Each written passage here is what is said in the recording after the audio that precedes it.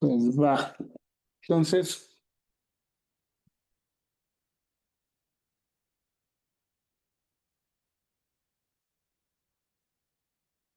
Entonces hoy vamos a ver un algoritmo para entrenar las redes neuronales que se llama backpropagation o retropropagación.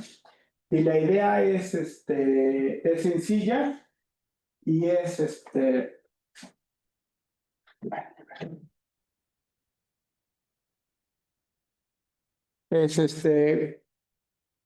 pues la clase pasada habíamos platicado sobre el descenso por gradiente, ¿no?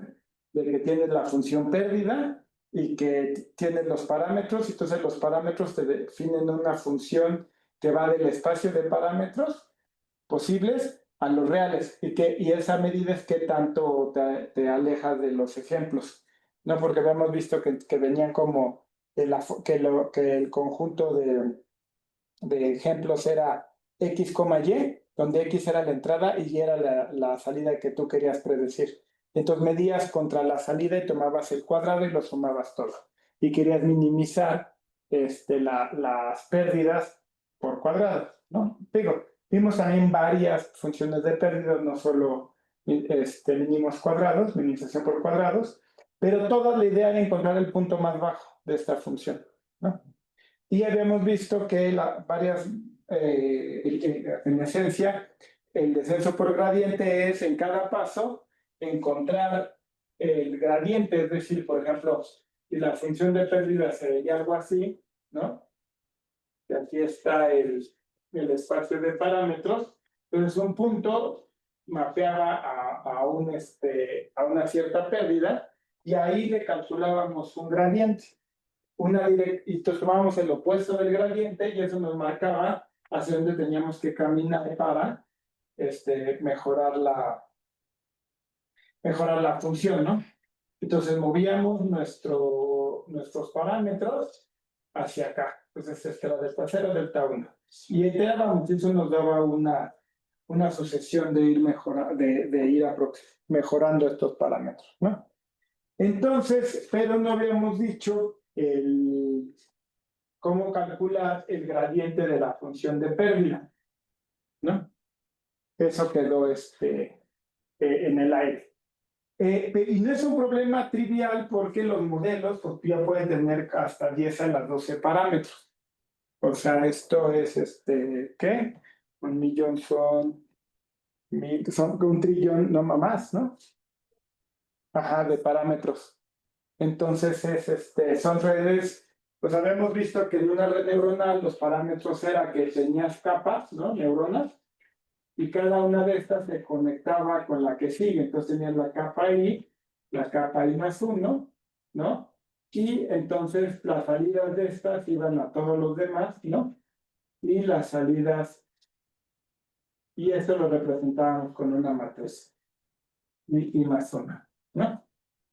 Y entonces esto es el grueso de los parámetros. Entonces, estas son varias redes neuronales puestas, digo, varias capas puestas en secuencia, pueden ser de diferentes tamaños. Y entonces esto puede ser, cuando digo el número de parámetros es el tamaño de total de entradas de estas matrices. También hay unos ciertos vectores, ¿no? De vallas, que le llamábamos, ¿no?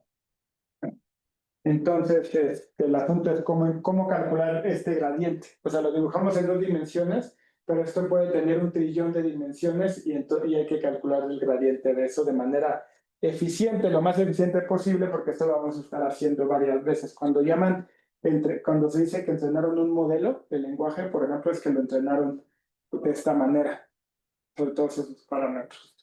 Entonces, no lo haces con una sola, los grandes no los haces con una sola GPU, sino los haces con un data center, con muchas GPUs puestas y están calculando estas cosas. Bueno, pues supongamos que tenemos una red neuronal phi profunda, o sea, con varias capas, con un vector de entrada X y una salida Y. Entonces, aquí está X, ¿no? Este es un vector, pasa por la red neuronal y luego sale un vector Y de salida, ¿no? El asunto es que si nos fijamos, esto es como una composición de funciones. O sea, entra X, la primera capa le hace algo y se lo pasa a la segunda capa, que lo pasa a la tercera capa, así hasta que la iésima, va a ser un vector, de hecho, y este vector depende de todos estos anteriores, que a su vez dependen de los anteriores, pero lo que tenemos es una composición de funciones. Entonces, la idea clave detrás de el backpropagation es recordar cómo es la regla de la cadena para derivadas. Entonces, si yo tengo la derivada de f de h compuesta con g compuesta con f de x, esta es, y lo escribí 3 veces a propósito, o sea, dice 3 funciones, esta es la derivada de f compuesta con h, ¿no? Evaluada en h de x por la derivada de hx. Y esta a su vez es la derivada de f evaluada en g de hx por g' de hx, ¿no? En la notación de Leibniz, si z es una variable que depende de y es una variable que depende de x, entonces la derivada de z con respecto a x es igual a la derivada de z con respecto a y por la derivada de y con respecto a x. Lo voy a escribir al revés, nada más voy a cambiar el orden del producto, entonces va a ser la derivada de y con respecto a x por la derivada de z con respecto a y. ¿Qué onda? Dale. Se me regresó tantito. Entonces estamos viendo ahora backpropagation, que habíamos visto en la clase pasada que las redes neuronales, ¿no? Se entrenaban, más bien se evaluaban con una función de pérdida, ¿no? Con qué tanto aproximaban lo que queríamos que calculara. Y esta función de pérdida lo podríamos ver como una superficie, ¿sabes? Bueno, una función del espacio de parámetros, que eso generalmente tenía varias dimensiones, ¿no? AR. ¿Ok? Y el gradiente era la derivada en ese punto que nos apuntaba el opuesto, el del gradiente, hacia donde teníamos que caminar para minimizar los parámetros. Entonces estamos viendo cómo hacer esos cálculos. En una red neuronal, la observación clave es que esto lo podemos ver como una composición de funciones. Entonces, para calcular el gradiente, que dicho sea de paso, puede ser un problema bastante no trivial, porque los modelos más grandes actualmente tienen como 1 trillón de parámetros. Entonces es una composición enorme, pues, de funciones, porque además esta puede ser, depende de todas las anteriores, ¿no? Esto puede ser no solo la composición de varias funciones, sino se están sumando y demás. Entonces, hay que ver, la clave es recordar la regla de la cadena. Entonces, si tienes h compuesta con g compuesta con f, calculas la derivada, ¿no? Por la regla de la cadena. Esto es la derivada de f evaluada en g de h de x por la derivada de g evaluada en h de x por la derivada de h' de x. Lo voy a estar escribiendo de la siguiente manera, también con la notación de Leibniz, que es que si tienes una variable z que depende de y que depende a su vez de x, entonces la derivada de z con respecto a x va a ser igual a la derivada de z con respecto a y por la derivada de y con respecto a x, que esto es como usualmente lo escribimos, pero me va a ser más cómodo permutar el producto y escribirlo como la derivada de y con respecto a x por la derivada de z con respecto a y. Bueno, entonces un ejemplito, un primer ejemplo ¿no? de juguete. Entonces, imagínate que tengo la función y igual a e a la seno de x al cuadrado. Entonces, esto lo puedo ver como la composición de 3 funciones. Lo puedo ver como la composición de e elevado a la u, ¿no? Y u es una función que depende de b, que es seno de b, y b es una función que depende de x, que es x al cuadrado, ¿no? Entonces, visto así, esto es h de g de compuesta con f. ¿Sale? Por la regla de la cadena, esto va a ser, yo ya había dicho que era la derivada de h con respecto a x, o sea, 2x, por la derivada de g evaluada en h de x, es decir, coseno de x al cuadrado, por la derivada de e a la u, que es la u evaluado en h de g de x, en g de h de x, perdón, que es seno al cuadrado. Entonces, esta es la derivada, ¿ok? La parte importante, porque aquí en este ejemplo de juguete, pues no hay mucho que hacer, pero la parte que hay que observar es que estoy usando en estas evaluaciones las evaluaciones parciales. ¿A qué me refiero? O sea, yo para calcular f de g de h de x, primero calculo h de x, que es x al cuadrado, y eso lo voy a estar usando después, porque luego lo uso cuando evalúo g de h de x, y lo vuelvo a usar cuando evalúo f' de g de h de x. Entonces, x al cuadrado lo voy a estar usando aquí y acá, ¿vale? El seno de x al cuadrado lo voy a usar una vez más acá. Entonces, la idea de backpropagation es, hago dos pasadas. En una primera iteración calculo f de g de h, que de hecho lo tengo que hacer para calcular la función de pérdida, porque recuerden que lo que hago es que tomo los parámetros, tomo la x, corro el modelo, obtengo una salida y lo comparo con lo que yo quiero que sea. Entonces, en ese proceso de ir calculando, guardo todas las evaluaciones parciales, ¿sale? Entonces, si lo veo como si fuera un modelo, entraría X, evalúo H de X, evalúo G de H de X y finalmente evalúo F de G de H de X. Lo que hago es que guardo esta primera iteración, esta primera pasada, guardo este valor, el X cuadrado. Cuando calculo G de H de X, hago seno del valor anterior, ¿vale? Pero guardo también el seno de X. Y finalmente hago E del valor anterior. ¿Okay? Pero guardo esos valores, eso es importante. Y luego para calcular las derivadas, lo hago en sentido inverso. Entonces hago una primer pasada para calcular f de g de h y luego para calcular la derivada lo hago pero al revés. O sea, empiezo con esta derivada. ¿Por qué? Porque si recuerdan es la derivada, ¿no? De f' valorado en g de h de x, pero ya lo guardé, porque este valor es seno de x al cuadrado. Entonces simplemente evalúo la derivada, que yo ya sé que es e a la x, le evalúo en pero no tengo que calcular este valor de nuevo porque ya lo guardé, ¿sale? Luego evalúo la derivada de g', que es coseno, y le evalúo en h de x, pero ese ya h de x ya lo guardé y es x al cuadrado. Lo tengo que volver a guardar. Entonces, esto es una pasada, pero hacia atrás, un backward pass. Entonces, hago una primera pasada para calcular f de g de h de x, ¿no? Y luego para la derivada guardo los valores intermedios y los voy calculando en sentido inverso. Esquemáticamente hago esta, ¿no? Tomando el valor guardado aquí, luego hago g', lo evalúo en h de x y finalmente h' de x. ¿Ok? Y esa es la idea de backpropagation. Nada más que hecha para literal un trillón de parámetros. ¿Sale? Entonces, bueno, viéndolo más, un ejemplo un poquito más complicado, ¿no? Vamos a imaginar ahora este modelo. Antes de pasar a las redes neuronales.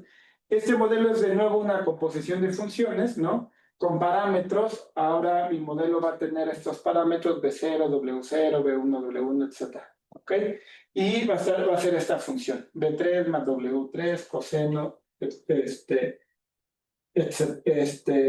etcétera, ¿no? Si se fijan, aquí es una composición de funciones, pero se parece mucho a una ReLU, por ejemplo, una red neuronal en general, porque pueden pensar que el seno, exponencial y coseno son como las funciones de activación, ¿sale? Y aquí adentro tengo una función afín, o sea, estoy multiplicando mi x por un peso y le estoy sumando un bias, un sesgo.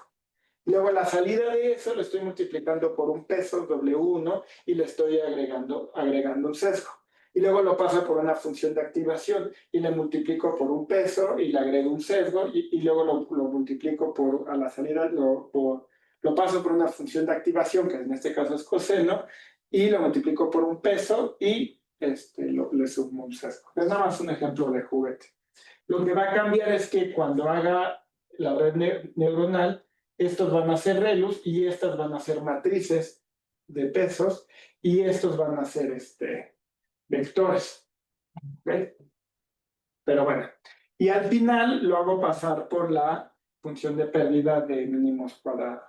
Entonces, lo que yo realmente quiero cambiar, quiero calcular en este asunto para entrenar mi modelo, pues es cómo cambia la función de pérdida cuando cambio yo los pesos, ¿no? Los pesos de mi modelo, es decir, los DIs y los WIs. Entonces, yo quiero las derivadas parciales de mi función de pérdida para cada uno de las entradas de mis XY, ¿no? Quiero ver cómo cambia cuando LI o LDX cuando yo, ¿cómo se llama? Cuando yo cambio los pesos y los sesgos, ¿vale? Entonces, bueno, lo puedo ver de esta manera, lo puedo escribir como f de 0, es p0 más w0 por x1, aquí me equivoqué, o sea, esta, ¿no? Luego, ese f0 lo hago pasar por seno de x, o sea, simplemente es seno de f0, eso lo llama h1, ¿no? Y luego f1 es b1 más w1 por h1, o sea, es esta parte de aquí, ajá, b1 por w1 por h1, y así sucesivamente, ¿no? Finalmente calculo el DI. Entonces, esto lo puedo mostrar de esta manera, ¿no? O sea, entre x1, calculas f0, luego haces h1, f1, h2, bla, bla, bla, bla, bla, hasta que llegas a la función de pérdida. Entonces hacemos la misma idea, hacemos un forward pass primero, donde calculamos todos estos valores. ¿Sale? O sea, en el slide anterior, cuando ajá, y que en la parte de abajo que queremos calcular cómo cambia la función de pérdida, ¿por qué no sería L mayúscula? Porque la L, o sea, sí, de hecho, sí. Ajá. O sea, creo que en general, bueno, es que ahí creo que solo, pues sí, la ley creo que solo depende de... Sí. Pero, al final es lo que vamos a hacer. Vamos a hacer o sea, como lo hace, como funciona, por ejemplo, Stochastic, el descenso por gradiente estocástico, es que tomas un subconjunto aleatorio de los datos, ¿no? Relativamente pequeño.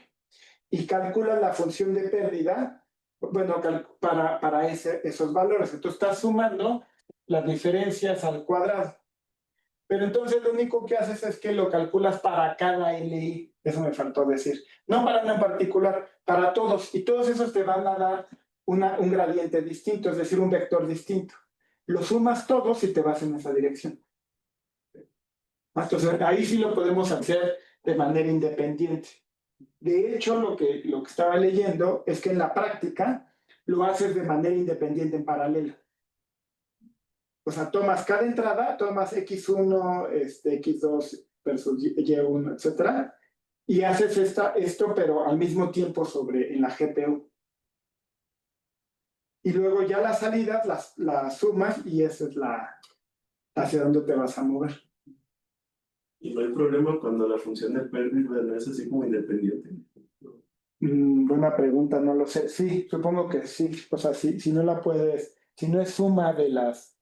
Sí, es que en este caso como que la parcial de L mayúscula respecto a un B o un W, como que sí te queda la parcial de la L chiquita, ¿no? Sí, y aquí se expande como sumas, ¿no? De manera natural. Pero si cambiara la función de pérdida de las involucradas, posiblemente tendrías que considerarlas todas. No lo sé. Sí, es que no sé si algo, por ejemplo, vamos a aquí el cross entropy, que es La mencioné breve. tu valor entre la suma de todos, como Ajá. para normalizar. Ahí sí estarían ya relacionados. Ajá.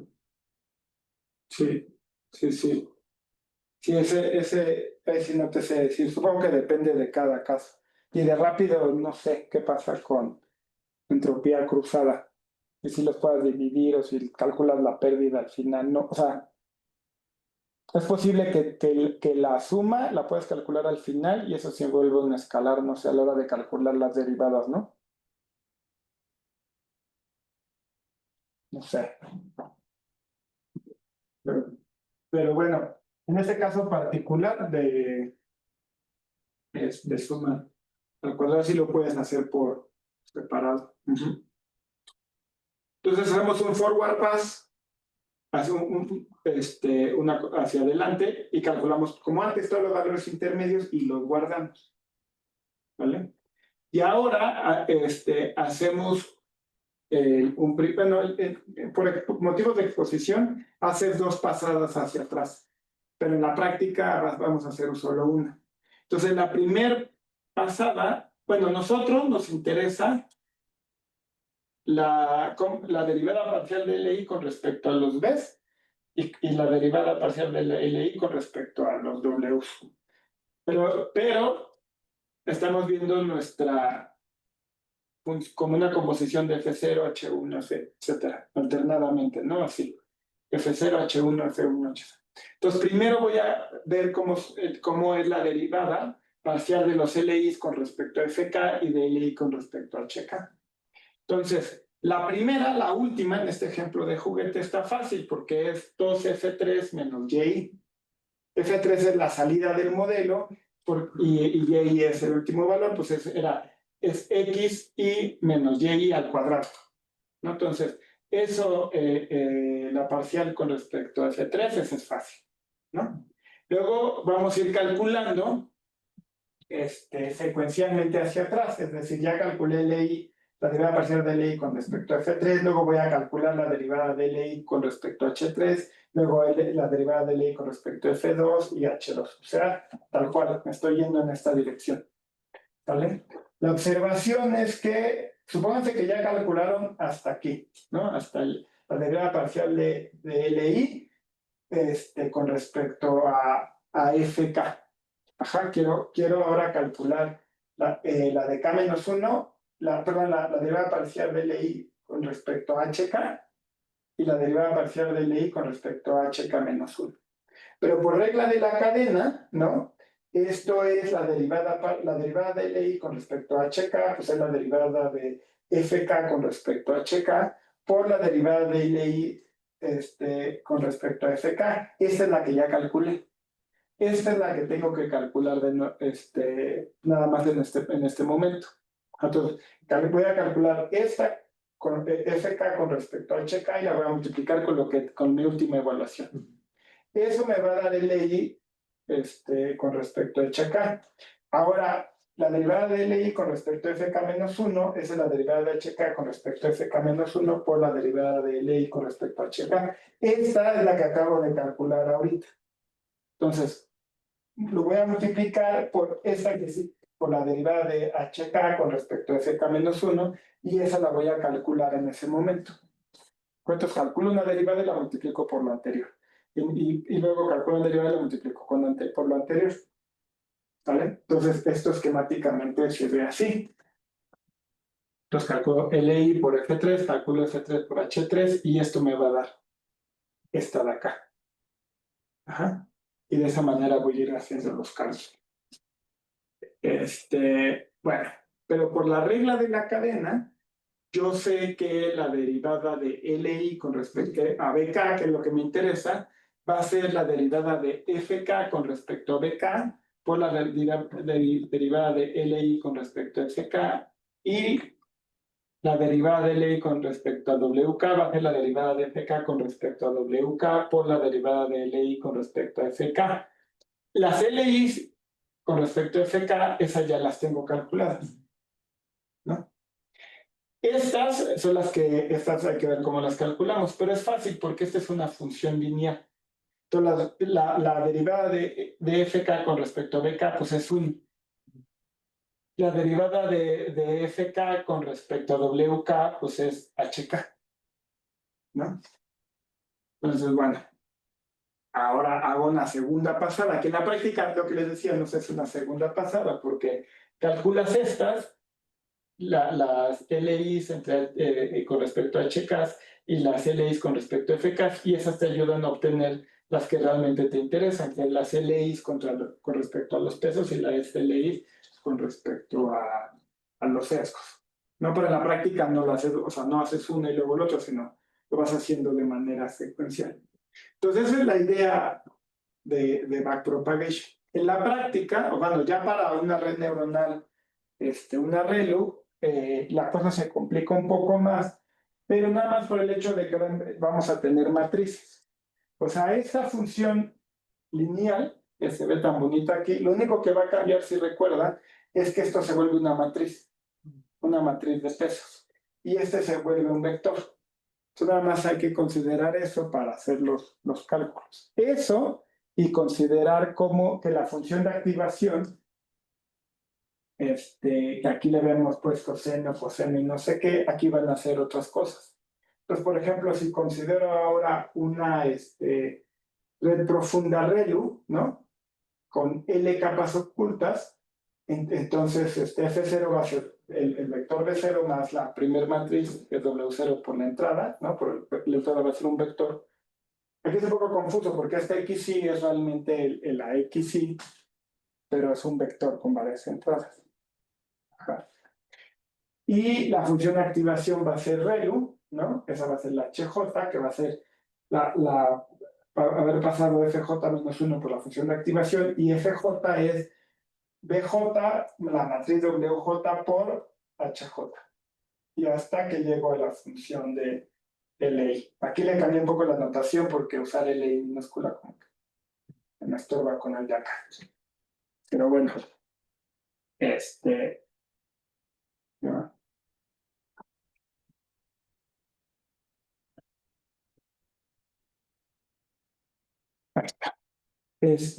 La derivada de ReLU es muy fácil porque si se fijan, como es una función que es una recta aquí en 0, ¿no? Pues para menor a 0 la derivada es 0. Como es x para los x mayores a 0, entonces la derivada es 1. Entonces, de hecho, no está definida en el 0, pero antes de 0 es 0 y después del 0 es 1. Entonces, eso es muy fácil de calcular. Cualquier valor mayor a 0, pues la derivada que regresas es el 1, ¿no? Entonces, bueno, aquí hay un detalle, fíjense. La derivada de FJ con respecto a HJ, recordando que FJ es de hecho BJ más la matriz WJ más HJ, este producto es una matriz. Ajá. Esto con respecto al HJ es de hecho el jacobiano, que es la derivada de F, o sea, si la F es una función, digamos, de Rn en Rn, ¿no? Es la derivada de F1 con respecto a X1, bueno. Pero en el libro toman los índices al revés del jacobiano. Generalmente en los cursos de mate se toma la renglón columna, pero a veces lo escriben en particular aquí al revés. O sea, la I te indexa la columna y la J te indexa el renglón. Y eso tiene que ver porque están usando también renglones columna. Pero bueno, por esa razón, la derivada que le da es de hecho la traspuesta de la WJ. Pero ese es un detalle técnico. Lo importante es que es pues, lo que nos espera, ¿no? La matriz WJ. La derivada de HJ con respecto a FJ-1, recuerden que esto es la función de activación. Entonces, esto va a ser una matriz también. Pero como solo lo estás haciendo o sea, solo va a involucrar a, ¿cómo decirlo? O sea, va a ser una matriz diagonal, porque en las otras entradas van a ser 0. A ver. Lo que pasa es que esto, ¿no? A ver si yo tengo 2. Esto va así, ¿no? ¿Ok? Entonces, aquí realmente estoy pensando en la derivada, o sea, esto va a ser F1,2, por decir algo, ¿no? Este va a ser F1,1, F1,2, este va a ser F2,1 y F2,2. Y a cada uno de esos les voy a aplicar la función de activación. pero puedo pensar que aquí tengo una función de activación por cada una de estas entradas de esta matriz. Pero la derivada de esta con respecto a esta, pues es cero. Entonces solo es en la diagonal. O sea, realmente tengo, en principio, aunque es la misma arreglo, las funciones de activación sigma y j. Pero donde no sea la diagonal, pues o sea, va a ser cero, ¿no? Donde es la diagonal es el vector de puros, bueno, es el vector que te regresa un 1 si esto es mayor a 0. Entonces ahí no calculo la matriz, es simplemente checas índices, ¿no? Y checas el valor si es mayor a 0, regresas un 1 y si no regresas un 0. Bueno, entonces, ahora sí, ya, en el backward path, en el forward path, calculas HJ, FJ y LI. Guardas todos esos valores. Luego, cuando vas de regreso, para la derivada con respecto al sesgo, usas la regla de la cadena, ¿no? Y esto es la derivada de LI con respecto a BJ, va a ser la derivada de BJ, de FJ con respecto a BJ, por la derivada de LI con respecto a FJ. La derivada de FJ con respecto a BJ, pues expandes, y esto te da un 1, ¿no? Y pues este es el que ya habías calculado previamente, como lo hicimos en el ejemplo, ¿no? Bueno, la derivada con respecto de pesos es igual, vuelves a expandir y aquí te da H, la transpuesta de H, ¿no? La derivada de LI con respecto a FJ por la transpuesta de H. Y ahora sí, la derivada de LI con respecto a FJ menos 1 usa la regla de la cadena, la derivada de HJ con respecto a FJ menos 1 por la derivada de FJ con respecto a HJ por la derivada de LI con respecto a FJ. Habíamos dicho que era el de vectores, el que te regresa puros unos, o sea que checa los valores si es mayor a 0, ¿no? Y luego eso lo multiplica punto a punto por, habíamos dicho que la de FJ con respecto a HJ era la matriz transpuesta de pesos por la LI con respecto a FJ, que esa la calculaste previamente. ¿Ok? Y bueno, y te sigues así hasta la capa inicial, que es así la haces, la calculas, ¿no? Bueno, al final, lo que les decía, calculas el gradiente para cada uno de los elementos del batch y sumas todos esos gradientes y ese es el gradiente que tomas. Ajá. Al final, pues parece la explicación muy, muy complicada, pero si se fijan, lo único que está pasando es que o sea, lo importante aquí es que estas son matrices. O sea, no hay nada fancy en el cálculo, son multiplicaciones de matrices. Las GPUs en particular son muy buenas para multiplicar matrices, porque la multiplicación de matrices el algoritmo se puede paralelizar fácilmente. Entonces, para lo que son buenas las GPUs, son para este tipo de cálculos, para multiplicar matrices, porque esas matrices van a ser enormes, ¿no? Entonces, bueno, esa es la idea detrás de backpropagation. Hay un detalle aquí que es importante. Bueno, antes de seguir, se puede usar backpropagation para otro tipo de redes. Aquí usamos feed-forward networks, redes que siempre van hacia adelante, pero que además no saltan, ¿no? Se puede hacer backpropagation siempre y cuando la gráfica de los cálculos sea cíclica.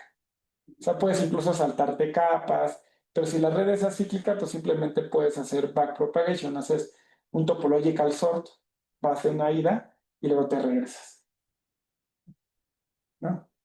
Pero bueno. Sí, bueno. ¿Eh? Nada más como que para ver la existencia podrías poner identidades, ¿no? Como que las que te faltan. Ah, no. Bueno, para tener la porque son completa. saltos, ¿no? Ajá. Sí, porque puedes tener saltos de esta que se conecte con varios adelante. Sí, aquí es como una red muy, muy específica, o sea, una capa, otra capa. Ajá. Hay un asunto con la inicialización, o sea, que hay que tenerlo en cuenta. Ya no lo vamos a ver a detalle, pero es importante cómo escogen los pesos iniciales. Porque ya les había dicho la clase pasada que uno escoge un conjunto de parámetros aleatorios, ¿no?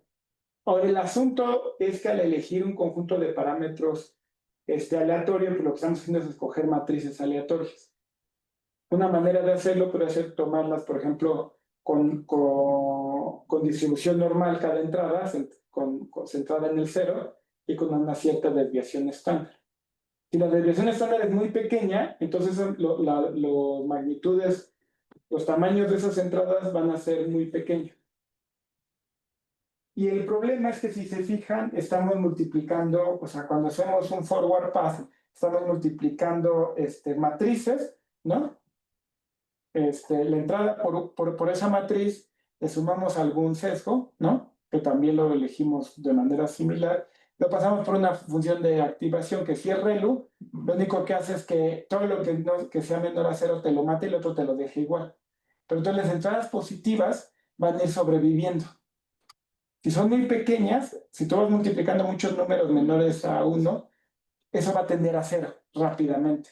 Entonces, si son muy pequeñas y lo eliges mal, entonces tu cálculo va a tender a cero. Lo mismo cuando calcules el gradiente. Como vas a hacer multiplicaciones de estas transpuestas, pues vas a tender a cero. Eso se llama vanishing gradients, o se traduce como que a un gradiente que desvanece. De la misma manera, si las entradas son muy grandes, pues las magnitudes empiezan a crecer de manera exponencial y van a tender bueno, van a finalmente, como puedes tener muchas capas, a ser enormes. Entonces también hay que escogerlos ni muy grandes ni muy pequeñas. Y hay una, como una formulita que te garantiza que no, ni se desvanece ni explota los gradientes. Entonces, esa parte también es importante, el cómo elegir esos parámetros. Y bueno, esto es lo que se acabó de decir. Y pues ya, todos los comentarios. Otro de las dificultades, ahorita de esos dos que mencionaste, que he escuchado que la verdad no tengo idea de cómo se arregla o cómo se hace, es que si tú quieres como que implementarla desde cero, o sea, como que, o sea, la regla de cadena te da un producto, ¿no? Pero en los flotantes, cada uno va a tener un cierto error. Entonces, cuando los multiplicas, como que ese error, o sea, como no estás multiplicando el valor exacto, no son aproximaciones, como que se te puede hacer muy grande el error también. Sí, sí, la verdad no tengo idea. Supongo que, bueno, esa inicialización adecuada va en esa dirección. Pero sí, en efecto, yo también como que me creo, híjole, pues es que sí, cuando suena muy padre ir multiplicando cosas, pero no, cuando sabes análisis numérico, sabes que si no tienes cuidado, eso rápidamente te puede dar o sea, por ejemplo, a mí lo que más me preocupa con este tipo de cosas siempre es que no me dé un cero, que no es cero. Por ejemplo, cuando haces algoritmos de geometría computacional, por eso se calcula con un determinante los predicados geométricos, para evitar que sean, o sea, para tener el menor error posible, sobre todo cuando punto flotante se acerca al cero, que te lo puede volver cero. Entonces, no sé en la práctica, o sea, en la práctica lo escogen de manera adecuada, pero no sé cómo garantizan que cosas que sean cero no sean cero. Supongo que hay muchas más técnicas que no están, no sé si el sesgo ayude, por ejemplo, a evitar que estén muy cerca del cero, por ejemplo. A lo mejor los empujas un pelín, pero sí no sé ahí los detalles de implementación. Pues quién sabe, porque eso también lo aprendes, ¿no? Por lo que se va moviendo algo. Sí. Por experiencia en otras cosas, cuando estábamos haciendo lo del número de cruce, me vi con el problema de que cuando tenía puntos colineales, ¿cómo evitar que la máquina encontrara puntos colineales? ¿Cómo evitar? Ajá, o sea, cuando tenía esta heurística de tomar un punto y moverlo a una ubicación nueva, ¿qué pasa si el nuevo lugar te da una colinealidad? Y entonces, en algún momento, lo que resultó es que mi algoritmo, si funcionaba de manera ingenua y había puntos colineales, te lo contaba como un no cruce. lo único que hice fue cambiarle a que me lo contara como un cruce. Y entonces de manera natural evitaba las colinealidades. No sé si algo así se puede hacer, como artificialmente castigar los ceros que no deberían de ser ceros. Pero ahí supongo que ya es algo como ahora sí que un practitioner debería de saber. Que lo que estaba leyendo en el libro de Prince es que ya todo, por ejemplo, PyTorch y demás, ya tiene todo esto implementado. Entonces tú no lo implementas desde cero, sino tú montas la arquitectura, dices, voy a tener un arreglo con tantas capas, bla, bla, bla, y todo el backpropagation y demás ya lo hace Ah, la sí. comp. Entonces quiero pensar que la inicialización también lo hacen de esta manera, porque si no cada quien tuviera que estar escogiendo los parámetros y fijarse en eso, no, o sea, no sería algo porque que mucha gente usaría, porque, o sea, como que mucha gente usa Deep Learning, pero como usuarios, pues, o sea, de sí querer apuntar una red neuronal y, pues yo creo que ya las bibliotecas Sí, sí, te sí. lo hacen, Pero, pero no sé porque nunca he programado